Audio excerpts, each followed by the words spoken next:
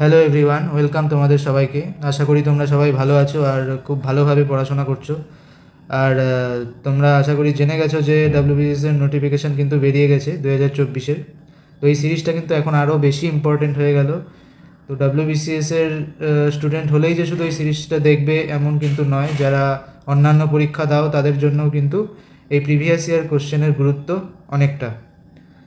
তো আমি এর আগেও বলেছিলাম যে ভোটের আগে অনেকগুলো নোটিফিকেশান বেরোবে এবং অনেকগুলো এক্সাম হবে। তো সেই জন্য তোমরা এখন খুবই ভালো করে পড়াশোনা করো আর এই সিরিজটা অ্যাটেন্ড করতে থাকো, দেখবে অঙ্কের অনেকটা ইমপ্রুভমেন্ট হবে। তো আমি 120 নাম্বার পর্যন্ত করেছিলাম, তো আজকে 121 নাম্বার থেকে করব। কি বলেছে? A sum of 5,000 amount to 6050 after 2 years at compound interest compounded annually. What is the rate of interest per annum? আচ্ছা, তো আমরা কি জানি? আমরা কম্পাউন্ড ইন্টারেস্টের একটা ফর্মুলা আছে, সেটা আমরা জানি কি? সাম, ধরে নিলাম 2 বছর পরে সাম, সেটার ফর্মুলা কি হবে? বর্তমান যেটা principal into 1 plus r by 100। R কি? আর হচ্ছে সুদের পরিমাণ না, সরি, আর হচ্ছে পার্সেন্টেজ রেট অফ ইন্টারেস্ট। তো এটা যদি 2 বছরের জন্য যেহেতু, তা এখানে কী হয়ে যাবে? স্কোয়ার। 3 বছরের জন্য হলে এখানে কী হয়ে যেত? কিউব। তাহলে পি যদি আমি এই পাশে নিয়ে আসি, 2 বছরের সাম আর এখানে বাই পি চলে আসলো, তাহলে কি হয়ে গেল? 100 প্লাস আর নিচে 100 লসাগু, এটা ইকুয়াল টু এটার স্কোয়ার। তো দেখো এখানে কি বলেছে, এখানে আমি S2 আর পি এর রেশিও পেয়ে যাব কোশ্চেন অনুসারে। পি কী ছিল? পি ছিল কত? 5000। আর এখানে 2 বছর পরে কত হয়েছে? সেটা S2 হয়ে যাবে 6050। তো এবার এটাকে কাটাকাটি করলে কত পাবো? 0 কাটি, 5 দিয়ে যদি কাটি, 1 2 1, 5 দিয়ে কাটলে এখানে 100। তাহলে কি হয়ে গেল? 100 বাই 121। আচ্ছা, এটাকে আমি কিভাবে লিখতে পারি? 121 কার স্কোয়ার? 11 স্কোয়ার, আর এটা 10 স্কোয়ার, হোল স্কোয়ার। তো এটা আমি পেয়ে গেলাম এস আর পি এর রেশিও। 2 বছর পরে সাম আর প্রিন্সিপালের রেশিও আমি এটা পেয়ে গেলাম। তাহলে এখান থেকে আমি কি দেখতে পাচ্ছি? এটার সাথে যদি আমি তুলনা করি, নিচে 10 থেকে বেড়ে 11 হলো, এখানে 10 প্লাস 1 লিখতে পারি। এখানে আর সুদের হার, তাহলে 100 থেকে বেড়ে আর হয়েছে জন্য 100 প্লাস আর বাই 100 লিখেছি। আর এখানে 10 থেকে 11 হয়েছে, 10 থেকে কত হয়েছে? 1 বেড়েছে। তাহলে 10 টাকায় সুদ কত হচ্ছে? 1 টাকা। আমার যেহেতু percentage rate, what is the rate of interest per Anam বের করতে বলেছে, পার্সেন্টেজ রেট বের করতে বলেছে। পার্সেন্টেজ কততে হয়? 100-তে। তাহলে 100-তে কত হয়ে যাবে? 10 টাকা। তাহলে পার্সেন্টেজ বললে আমার 10% হয়ে যাবে অ্যান্সার। আশা করি বোঝাতে পারলাম। তোমাকে কিছুই না, তোমাকে শুধু কি করতে হবে? এখানে সাম দেওয়া আছে, মানে প্রিন্সিপালটা দেওয়া আছে, 2 বছর পরে কত হবে সেটা দেওয়া আছে, 6050 বাই 500 বাই 5000। এটা থেকে কাটাকাটি করলে আমি 121 বাই 100 পেয়ে যাব। তো একে যদি আমি করি, তো 11 বাই 10-এর স্কোয়ার পেয়ে যাব। যেহেতু 2 বছরের জন্য বলেছে, তো উপরে স্কোয়ার পেয়ে গেছি। তাহলে এবার কত? 10 থেকে 11 হলো, তার মানে বুঝতেই পারছি এখানে 1 বাই 10 ইনক্রিজ হয়েছে। 1 বাই 10 মানে কত? 10%। Next, a 270 meters long train running at the speed of 120 km/h crosses another train running in opposite direction at the speed of 80 km/h in 9 seconds. What is the length of other train? তো 270 মিটারের একটা train আর একটা ট্রেনকে cross করলো, এবার সেটার length আমাকে বের করতে বলেছে। এবার কোনো ট্রেন, একটা ট্রেন যদি আরেকটা ট্রেনকে ক্রস করে, তার মানে ট্রেনটা কতটা পথ অতিক্রম করলো? দুটো ট্রেনের যা লেন্থ, সেই টোটাল লেন্থটা তারা অতিক্রম করলো। এবার যেহেতু তারা অপোজিট ডিরেকশন থেকে আসছে, তাহলে তাদের রেজাল্টেন্ট স্পিডটা কী হবে? রেজাল্টেন্ট স্পিডটা কী হয়ে যাবে? এখানে 120 একটার স্পিড, আর একটার স্পিড কত আছে? 80 plus 80 equal to total speed, তাহলে এখানে হয়ে গেল 200 কিলোমিটার পার আওয়ার। এবার আমাকে এখানে 9 সেকেন্ড টাইম দিয়ে দিয়েছে, এটাকে আমি তাহলে মিটার পার সেকেন্ডে কনভার্ট করে নেব। মিটার পার সেকেন্ডে কনভার্ট করতে গেলে আমার এখানে 200 ইন্টু কত দিয়ে করতে হবে, কিলোমিটার পার আওয়ারকে মিটার পার সেকেন্ডে করলে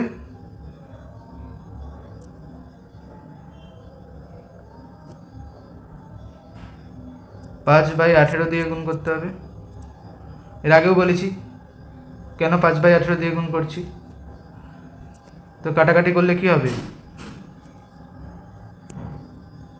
এটা হয়ে যাবে 5 × 10 1000/18 মিটার পার সেকেন্ড হয়ে গেল তাদের রেজাল্টেন্ট স্পিড। এবার এত স্পিড, টোটাল টাইম কত লেগেছে 9 সেকেন্ড, তাহলে স্পিড ইন্টু টাইম করলে আমি কি পেয়ে যাব, স্পিড ইন্টু টাইম যদি করি তাহলে এখানে টোটাল অতিক্রান্ত দূরত্ব আমি ডিস্টেন্সটা পেয়ে গেলাম, এটা 18 আছে, 9 দিয়ে কাটলে নিচে 2 চলে আসবে, তাহলে 500 মিটার হয়ে গেল আমার অতিক্রান্ত দূরত্ব। এবার একটা ট্রেনের লেন্থ দিয়ে দিয়েছে 270, তাহলে আর একটা ট্রেনের লেন্থ কী হয়ে যাবে, 500 - 270 ইকুয়াল টু 30, 230, এটা হয়ে যাবে অ্যান্সার। প্রথমেই বলে দিয়েছি আমি, একটা ট্রেন আর একটা ট্রেনকে অতিক্রম করছে মানে কি, দুটো ট্রেনের টোটাল লেন্থকে তারা অতিক্রম করছে। তো একটা ট্রেনের লেন্থ 270 হলে আর একটা ট্রেনের লেন্থ কী হয়ে যাবে, 500 - 270, 230।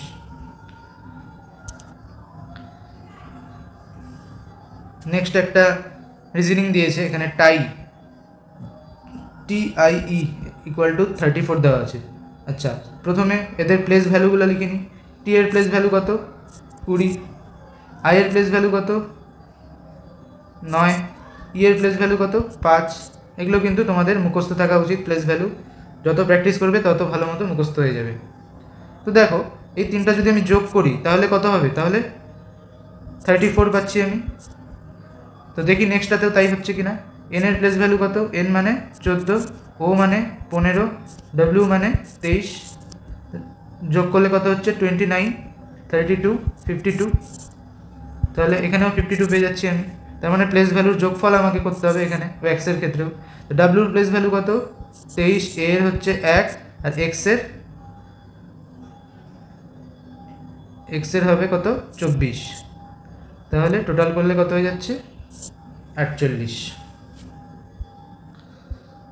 তো 124 নাম্বার কি বলেছে, এখানে একটা সরল অঙ্ক দিয়েছে যেটা সিম্পলিফিকেশন করতে হবে। তো দেখো প্রথম যেটা দিয়েছে সেটাকে যদি আমি ভাঙি তো কত পাবো, নিচে থাকবে 3, 3 দুগুণে 6 হয়ে যাবে, 6 - 1 5/3 ইন্টু পরেরটা কি হচ্ছে 5, লসাগু উপরে 5 দুগুণে 10 - 3 7/5। এবার এটা যদি করি নিচে লসাগু চলে আসবে 7, 7 দুগুণে 14 - 5 করলে 9/7। এরকম করতে করতে লাস্টের সংখ্যাটা কত, লসাগু চলে আসলো 999। উপরে কত আসবে এটা কিন্তু বোঝার ব্যাপার আছে তোমাদের, উপরে কত চলে আসবে সেটা জানতে হবে। দেখো এখানে 3 আছে, সেম করার ফলে উপরে দেখো 2 বেশি, এখানে 5 থেকে 2 বেশি, এখানে 7 থেকে 2 বেশি এসেছে। তো সবগুলোই এখানে কিন্তু একই প্যাটার্নে আছে, তাহলে এখানেও 999 থেকে 2 বেশি 1001 হয়ে যাবে। তো নেক্সট স্টেপে কী করব, নেক্সট স্টেপ দেখো এখানে 5 আছে লবে, এখানে লবে 5 আছে, এখানে হরে 5 আছে, এখানে লবে 7 আছে, এখানে হরে 7 আছে। তো এরকম করতে করতে আগেরটার লবের সাথে পরেরটার হর, আগেরটার লবের সাথে পরেরটার হর, আগেরটার লবের সাথে লাস্টেরটার হর কেটে যাবে। তো বেঁচে থাকবে কি, প্রথম যে পার্টটা তার হর বেঁচে যাবে, কাটাকাটি যাবে না, কারণ আগে কোনো সংখ্যা নেই, তার জন্য এই হরটা কাটাকাটি যাবে না। তো এখানে 3 বেঁচে থাকবে, আর লাস্টে গিয়ে বেঁচে থাকবে 1001। তো অ্যান্সার কী হয়ে যাবে, অপশন সি 1001/3। নেক্সট কি বলেছে, what is the ratio between times taken by a train 240 meter long to cross an electric pole and a bridge of 80 meter length. আচ্ছা, তো আগের ট্রেনের অঙ্কটাতে কী করলাম আমরা, দুটো ট্রেন একে অপরকে ক্রস করেছে মানে কি বলেছিলাম, দুটো ট্রেনের টোটাল লেন্থ ক্রস করেছে। আর এখানে দেখো ট্রেনটা একবার ইলেকট্রিক পোলকে ক্রস করেছে, একবার একটা ব্রিজকে ক্রস করেছে। তো ব্রিজের তো লেন্থ বলে দিয়েছে 80 মিটার, তো ব্রিজটাকে ক্রস করেছে মানে কি, টোটাল ট্রেনের লেন্থ, নিজের লেন্থটা ক্রস করেছে প্লাস ব্রিজের লেন্থ ক্রস করেছে। আর ইলেকট্রিক পোলের ক্ষেত্রে কী হয়েছে, ইলেকট্রিক পোলের ক্ষেত্রে আমরা ইলেকট্রিক পোলের লেন্থ কী ধরবো, নেগলিজিবল ধরবো, ইলেকট্রিক পোলের কোনো লেন্থ আমরা ধরবো না। সেক্ষেত্রে ইলেকট্রিক পোলকে ক্রস করেছে মানে শুধু ট্রেনটা তার নিজের লেন্থকে ক্রস করেছে। তো এবার এখানে কি বলেছে, রেশিও বের করতে হবে between times taken by the train 240 meter long to cross an electric pole and a bridge of 80 meter length. তো ইলেকট্রিক পোলকে যখন ক্রস করেছে সে কত ডিস্টেন্স অতিক্রম করেছে, 240 মিটার, শুধু ট্রেনের লেন্থ অতিক্রম করেছে। আর যখন ও ব্রিজের লেন্থ ক্রস করেছে তখন সে 240 প্লাস 80, টোটাল কত তাহলে 320 মিটার ডিস্টেন্স ক্রস করেছে। আমাকে এখানে ডিস্টেন্স আমি জানি, বের করে নিলাম। এবার টাইম বের করতে বলেছে, তো স্পিড ধরে নিলাম এস। তাহলে টাইম কীভাবে বের করবো, টাইমের রেশিও 240 বাই এস দিয়ে ভাগ করলে এখানে টাইম পেয়ে গেলাম। ফর্মুলাটা কি, speed is equal to distance by time. সেই সেম ফর্মুলা, সেম কনসেপ্ট সব জায়গায় কিন্তু কাজে লাগবে, এই ফর্মুলাই কিন্তু সব জায়গায় আমার কাজে লাগছে। তো speed is equal to distance by time, তা টাইম ইজ ইকুয়াল টু কী হবে, ডিস্টেন্স বাই স্পিড। এখানে তাহলে পোলটাকে অতিক্রম করতে 240 বাই এস টাইম লাগবে, আবার এখানে ব্রিজটাকে অতিক্রম করতে 320 বাই এস টাইম লাগবে। এবার রেশিও যদি বের করি, এস এস কেটে যাবে, 24, এখানে 0 0 কেটে যাবে, তাহলে কত দিয়ে কাটবো, 8 দিয়ে যাবে, 3 8 24 ইস্টু 4 8 32, 3:4 হয়ে যাবে answer. Next 126, if A exceeds B by 40%, B less than C by 20%, তাহলে এ ইস টু সি আমাকে বের করতে বলেছে। দেখো 40% মানে কি, ফ্র্যাকশন আর পার্সেন্টেজের টেবিল যদি তোমাদের মনে থাকে, 40% দেখেই বলে দিবে তোমরা 2/5, আর 20% মানে 1/5। তো এবার কি বলেছে, এ এক্সিডস বি বাই 40%, মানে এ হচ্ছে বি এর থেকে কত বড়, 2/5 বড়। বি যদি 5 হয় তাহলে এ কত হয়ে যাবে, 2 বড়, মানে 7। এবার কি বলেছে, B less than C, B কত ছোট, 20% ছোট, মানে 1/5 ছোট। সি যদি 5 হয়, বি কত হয়ে যাবে, 1 ছোট, মানে 4 হয়ে যাবে। এবার এদের রেশিও আমি বের করব। এখন এখানে বি আছে 4, এ আছে, এখানে বি আছে 5, এখানে বি আছে 4, যেহেতু সিমিলার নেই তো আমাকে এটাকে সিমিলার করতে হবে। কীভাবে করব, এটাকে 5 দিয়ে গুণ করে দিব, আর এটাকে করে দেবো কি 4 দিয়ে গুণ। কী হয়ে যাবে তাহলে, বি দেখো এখানে কী হয়ে যাচ্ছে, 4 দিয়ে গুণ করলে, 5 দিয়ে গুণ করলে 4 5 20, আর এখানে সি 5 5 25, আর এখানে 4 দিয়ে গুণ করলে দেখো বি 4 5 20 আছে, এ হয়ে যাচ্ছে 4 7 28। তাহলে এ আর সি আমাকে চেয়েছে, এ হচ্ছে 28 আর বি হচ্ছে, সি হচ্ছে 25, 28:25। আশা করি বোঝাতে পারলাম। এইভাবে যদি না বোঝো আরেকভাবেও করতে পারো তোমরা।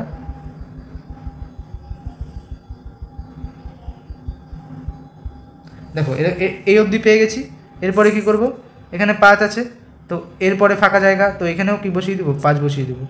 এখানে 4 আছে, দেখো এখানে ফাঁকা আছে তো 4-এর পাশে, এই পাশে 4 বসিয়ে দেবো।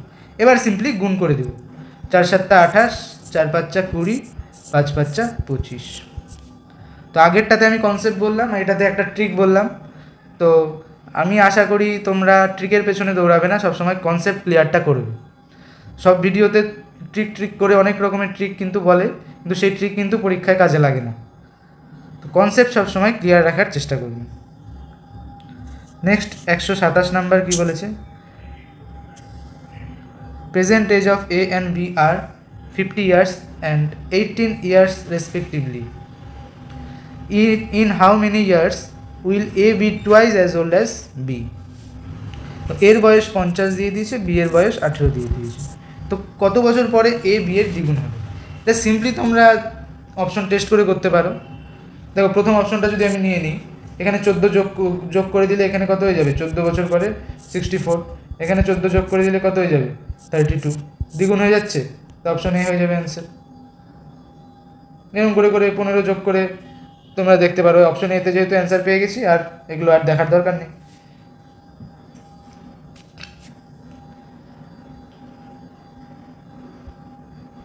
নেক্সট 28 নম্বরে কি বলেছে, if difference between simple interest on a certain some at 4% for 6 years at 5% for 4 years is 28, find the সাম। এবার 4% হারে 6 বছরের টোটাল ইন্টারেস্ট কত হবে? 1 বছরের ইন্টারেস্ট 1 বছরের হচ্ছে 4%, তাহলে 6 বছরের জন্য সেটা কত পার্সেন্ট হয়ে যাবে? 4 6 24%। এবার নেক্সট কেসে পার অ্যানাম কত পাচ্ছে? 5%, তাহলে 4 বছরের জন্য কত পার্সেন্ট পাবে? টোটাল 4 5 20% পেয়ে যাবে। এবার আমাকে সাম বের করতে বলেছে। আমি এর আগে কি বলেছিলাম যে কোনো কিছুর 100% মানে কোনো কিছুর যদি 100% হয় তাহলে সেটা আমি সেই সংখ্যাটা পেয়ে যাব। দেখুন এই সাম মানে কি? সাম মানে টোটাল সংখ্যাটা তাহলে কত হবে? 100%। তো আমাকে 100%-এর ভ্যালু বের করতে হবে। তো এখানে 24% আর 20%-এর যদি আমি ডিফারেন্স বের করি কত পাবো? 4%। তো সেই 4%-এর ভ্যালু আমাকে দেওয়া আছে কত? 28 কোশ্চেনে। এবার 100%-এর ভ্যালু যদি আমি বের করতে চাই, এটা কত গুণ করলাম? 25 গুণ করলাম। তো এখানেও 25 গুণ করব, তাহলে 25 গুণ করলে 700 পেয়ে যাবো। আর এটা তাড়াতাড়ি আমি 25 × 28 700 কীভাবে লিখলাম? দেখো 28 মানে আমি 7 × 4 লিখতে পারি। এবার ইন্টু এখানে আবার 25 আছে, তো 4 25কে যদি আমি 4 দিয়ে দিই তাহলে এটা কী হয়ে যাবে? 4 পজিশন 100 হয়ে যাবে। তাহলে 100 × 7 700 হয়ে যাবে অ্যান্সার। এইভাবে কীভাবে তাড়াতাড়ি অ্যাপ্রোচ করব, তাড়াতাড়ি ক্যালকুলেশন করব, সেগুলোও কিন্তু তোমাদের দেখতে হবে। কারণ অনেক কোশ্চেনে আমরা এইভাবে টাইম বাঁচিয়ে, যেগুলো কোশ্চেন ধরো ফার্স্ট গোতে হবে না সেগুলোর জন্য আমরা এইভাবে কিন্তু টাইমটাকে সেভ করে লাস্টে দেখতে পারি। নেক্সট 129 নাম্বার কী বলেছে? The ratio between two numbers is 5:3. If 3 is added to both the numbers, the ratio becomes 14:9. Find the smaller number. 5 আর 3 দেওয়া আছে টু নাম্বারের রেশিও। এবার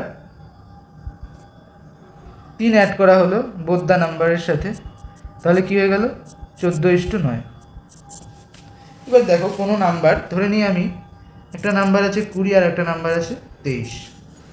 এবার এদের সঙ্গে যদি সমপরিমাণ নাম্বার আমি অ্যাড করি, ধরো 5 অ্যাড করে দিলাম, তাহলে কী হবে? এটা 25 হয়ে গেল আর এটা কী হয়ে গেল? 28।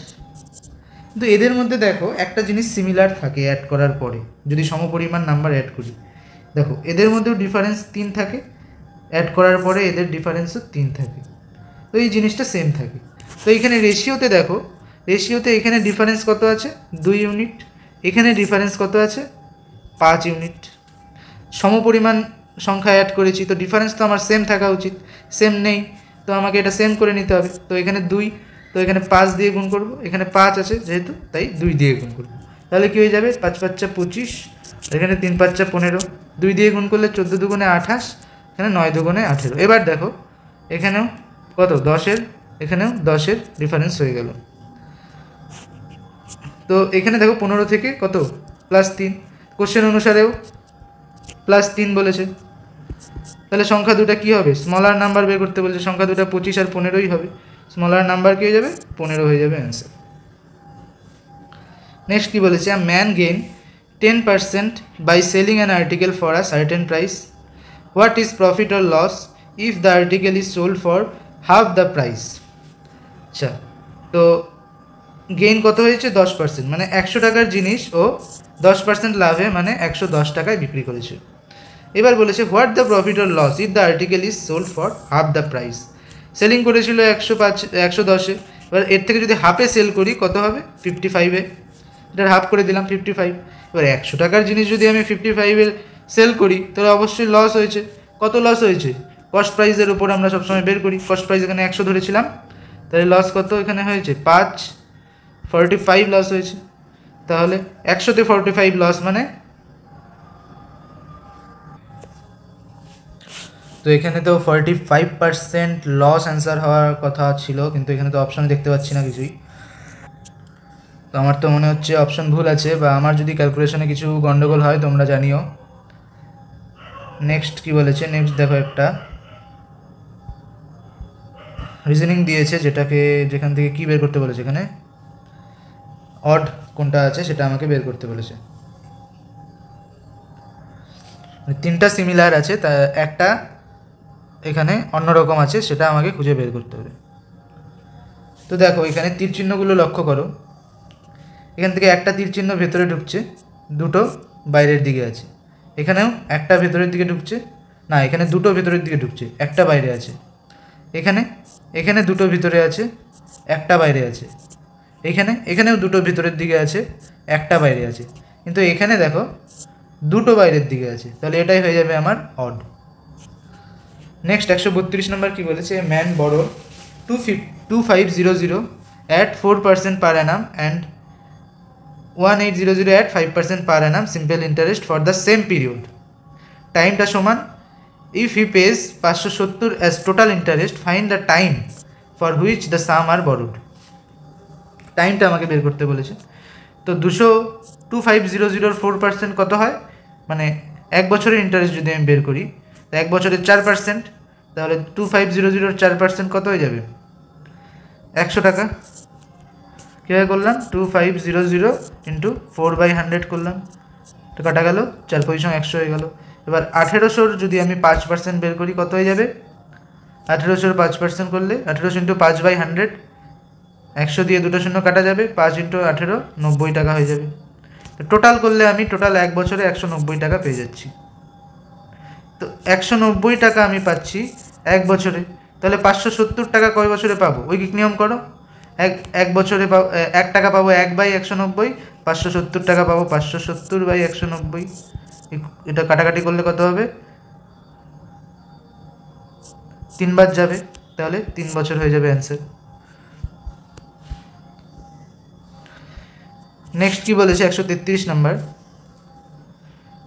এখানে এন এর ভ্যালু আমাকে বের করতে বলেছে। এটা সূচকের অঙ্ক, আশা করি এটা তোমরা সবাই জানো, খুবই সহজ একটা অঙ্ক। তো 9 পাওয়ার দেওয়া আছে এখানে এন, তাহলে 9কে আমি কীভাবে লিখতে পারি, 3 স্কোয়ার তার পাওয়ার এন ইন্টু এখানে 3 পাওয়ার 5 দেওয়া আছে ইন্টু এটা 27কে 3 কিউব লিখতে পারি, তার মাথায় 3 বা এখানে 3 ইন্টু 81কে 3 কিউব, না 3⁴ লিখতে পারি, তার মাথায় আবার 4 ইকুয়াল টু 27কে 3 কিউব লিখতে পারি। তাহলে এখানে 2 আছে, তার মাথায় কিউব আছে, তাহলে এটাকে কী লিখবো, 3⁴2n ইন্টু 3⁵ ইন্টু 3⁵, এটা কী হয়ে যাবে, 3 আছে তার মাথায় 9 আছে, মানে পাওয়ার এখানে গুণ হয়ে যাবে, 3 তিরিক্ষে 9 হয়ে যাবে, নিচে 3 ইন্টু এটা 4 মাথায় 4, পাওয়ার গুণ হয়ে যাবে, 4 4 16 ইকুয়াল টু 3 কিউব। তো এটাকে ফার্দার করলে কি হবে, দেখো এগুলো গুণ আছে, বেস সেম থাকলে, বেস দেখো সবার 3 আছে, তাহলে বেস সেম থাকলে গুণের ক্ষেত্রে কি হয়, পাওয়ার যোগ হয়ে যায়। আর এগুলো দেখো নিচে আছে যেহেতু, তো এদের যে পাওয়ারগুলো কী হয়ে যাবে, বিয়োগ হয়ে যাবে। তাহলে 3 এর পাওয়ার এখানে 2n প্লাস কী হবে, 5 প্লাস 9 কত পেয়ে যাব, 14, 5 প্লাস 9 যোগ করলে 14। নিচে দেখো এখানে 3 পাওয়ার 1 আছে, এখানে 16 আছে, গুণ আছে যেহেতু যোগ হয়ে যাবে, তাহলে নিচে 3 পাওয়ার 17 হয়ে যাবে, উল্টে গেলে ভাগ মাইনাস, তাহলে 17 হয়ে যাবে এখানে, ইকুয়াল টু 3 পাওয়ার 3।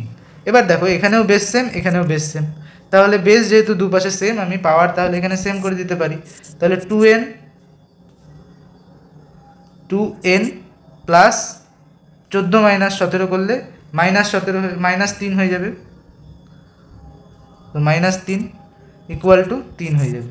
তাহলে 2n ইকুয়াল টু, এ পাশে 3 চলে গেলে 6, n ইকুয়াল টু 2 দিয়ে ভাগ করলে কত হবে, 3 হয়ে যাবে, অ্যান্সার সি। নেক্সট কি বলেছে 134 নাম্বার,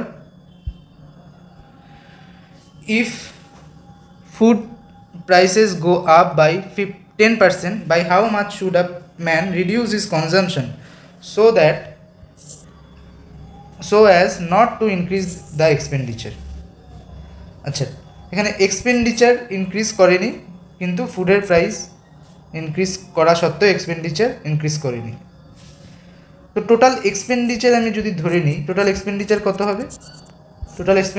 হবে, total price of food into কী হয়ে যাবে, কোয়ান্টিটি, এটা হচ্ছে টোটাল এক্সপেন্ডিচার হয়ে যাবে। এবার প্রাইস বেড়ে গিয়েছে 10% বৃদ্ধি পেয়েছে, এবার কোয়ান্টিটি নিশ্চয়ই সিমিলারভাবে ডিক্রিজ করেছে, সেই জন্য ওর এক্সপেন্ডিচার ইনক্রিজ করেনি। এবার প্রাইস যদি বাড়তো, কোয়ান্টিটি যদি সেম থাকতো, তাহলে এক্সপেন্ডিচার তো নিশ্চয়ই ওর বেড়ে যেত, কিন্তু এখানে এক্সপেন্ডিচার ইনক্রিজ করেনি বলেছে, কারণ কি, ও কনজামশন কমিয়ে দিয়েছে, কম পরিমাণে জিনিস কিনেছে। এবার প্রাইস 10% বেড়েছে, তাহলে এক্সপেন্ডিচার কত কমবে? নিশ্চয়ই 10% অ্যান্সার হবে না, অনেকে ভুল করে এখানে 10% দাগিয়ে দিতে পারে। তাহলে এটা কীভাবে করব? দেখো, প্রাইস বেড়েছে কত? 10% মানে কত? 10% মানে 1/10। প্রাইস বেড়েছে 10 থেকে 1 বেড়ে কত হলো? 11। 10 থেকে 11 হলো প্রাইস। এবার এবার এবার কোয়ান্টিটি আমি যদি 11 থেকে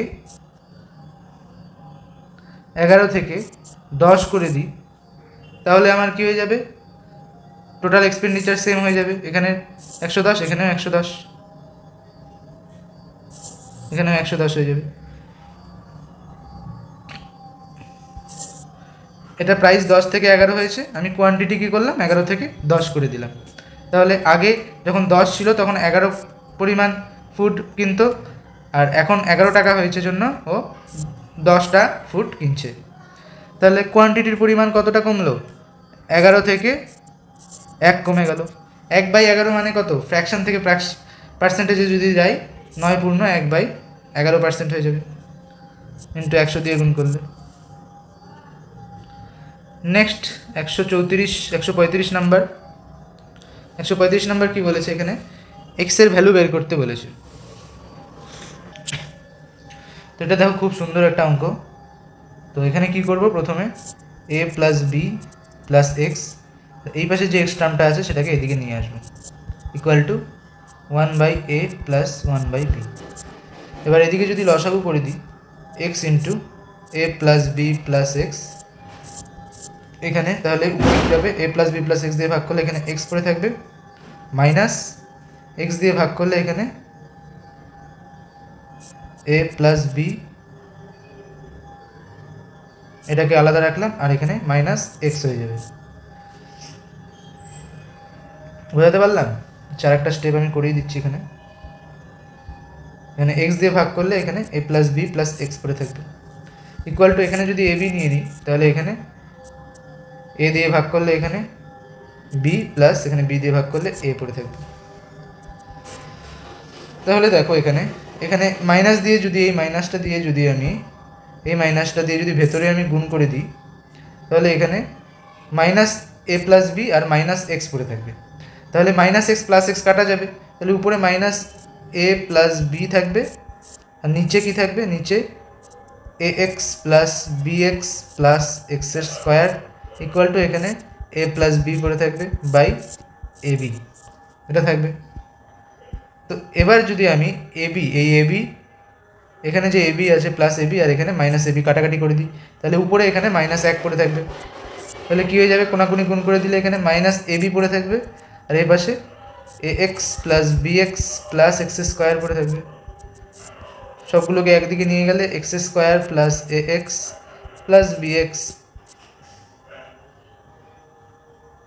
প্লাস এবি এদিকে নিয়ে চলে আসলাম।